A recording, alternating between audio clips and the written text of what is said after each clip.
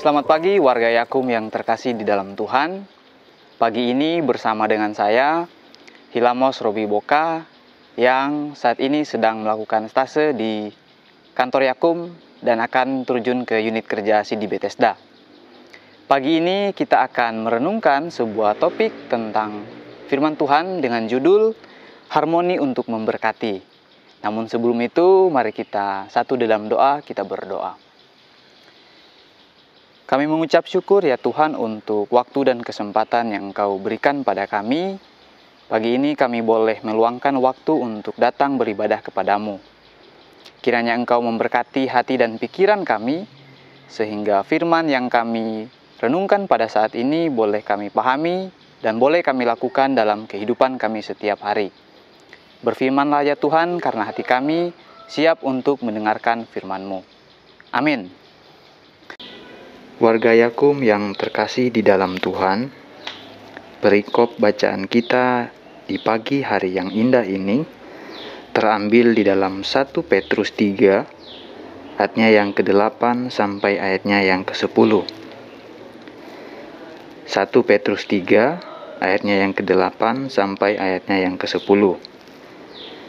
Dan akhirnya, hendaklah kamu semua seia sekata, seperasaan, mengasihi saudara-saudara, penyayang dan rendah hati, dan janganlah membalas kejahatan dengan kejahatan, atau caci maki dengan caci maki. Tetapi sebaliknya, hendaklah kamu memberkati, karena untuk itulah kamu dipanggil, yaitu untuk memperoleh berkat. Sebab siapa yang mau mencintai hidup dan mau melihat hari-hari baik, ia harus menjaga lidahnya terhadap yang jahat dan bibirnya terhadap ucapan-ucapan yang menipu. Sampai sekian jauh pemberitaan firman Tuhan. Yesus bersabda, berbahagialah mereka yang mendengarkan firman Tuhan, merenungkannya, dan melakukannya dalam kehidupan setiap hari. Warga Yakum yang terkasih di dalam Tuhan, untuk memulai renungan singkat ini, izinkan saya untuk menanyakan satu hal yang sederhana.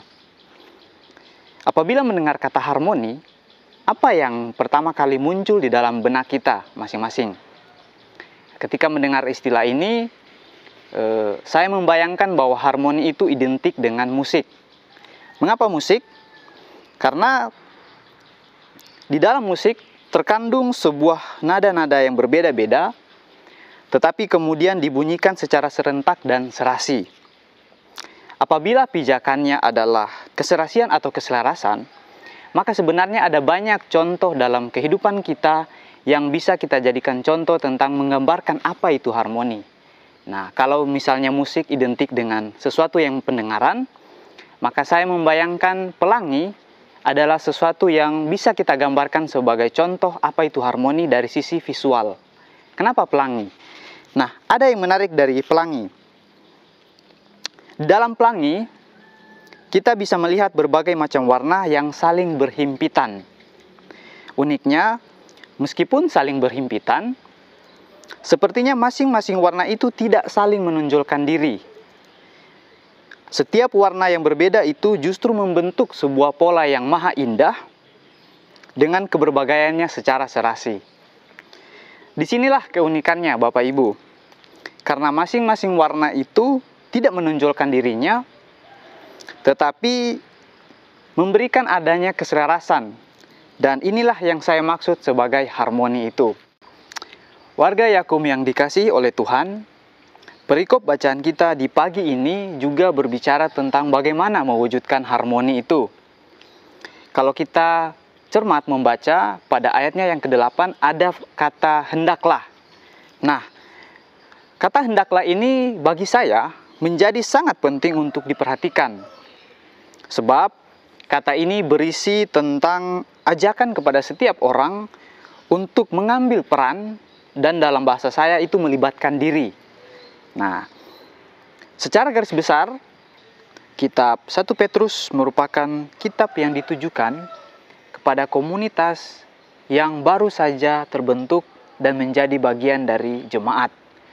Samuel Benyamin Haq menyatakan bahwa komunitas itu adalah komunitas jemaat Kristen yang kemudian membentuk sebuah kelompok persekutuan yang jelas sangat berbeda dengan komunitas yang dulu ada di sekitaran di mana kitab 1 Petrus ini ditujukan. Nah, sebagian besar dari mereka, anggota dari jemaat ini adalah orang-orang yang perekonomiannya berada di bawah.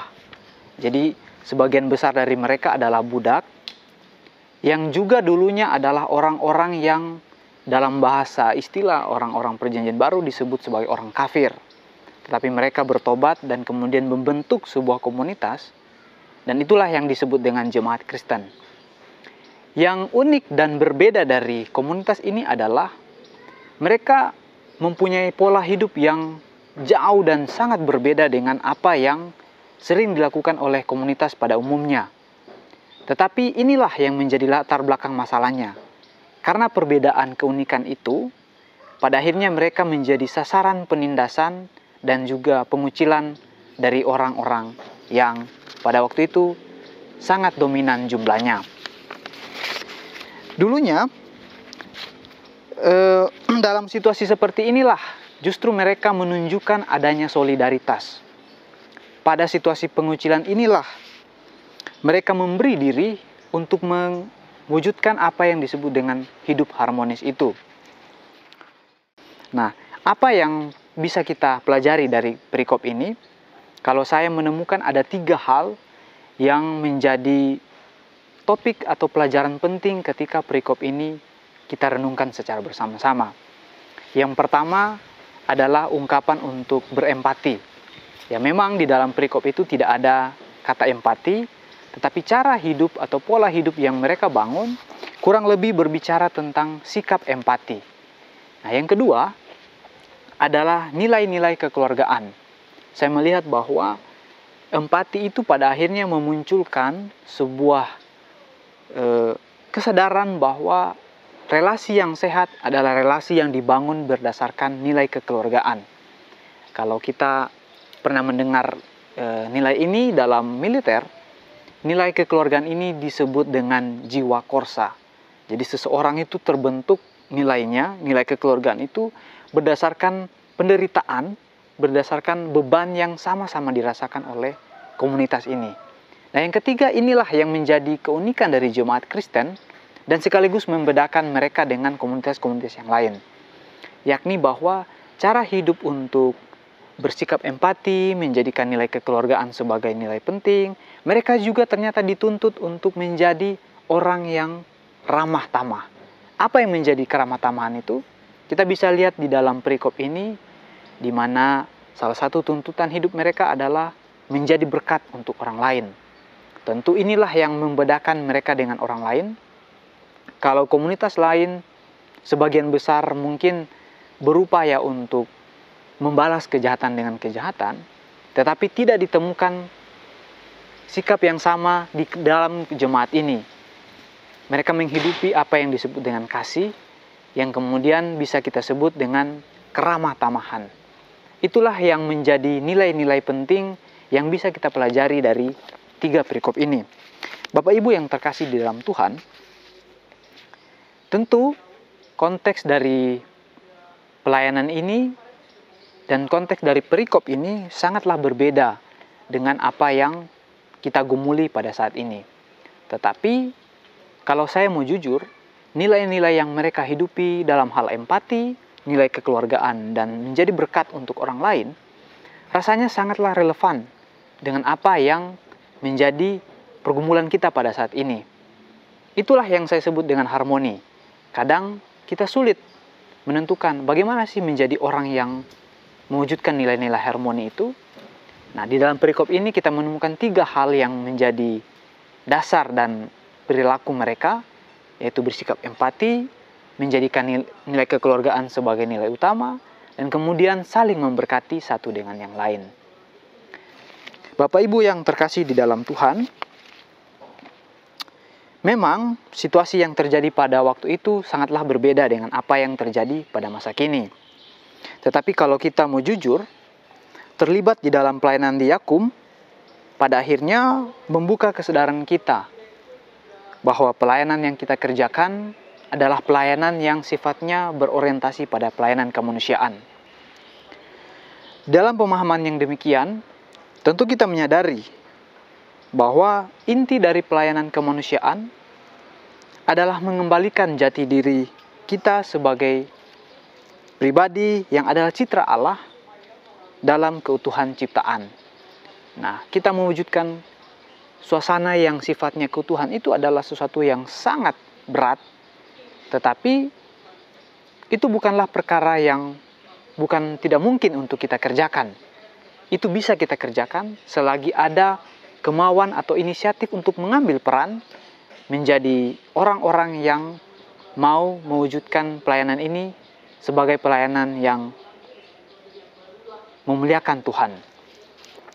Dengan menyadari hal itu, maka upaya untuk hidup harmoni menjadi sangat relevan dan sangat mendesak untuk dikerjakan. Tentu mendesak yang di sini bukan dalam artian untuk sebuah keterpaksaan, tapi sebuah panggilan yang sifatnya untuk memberi diri.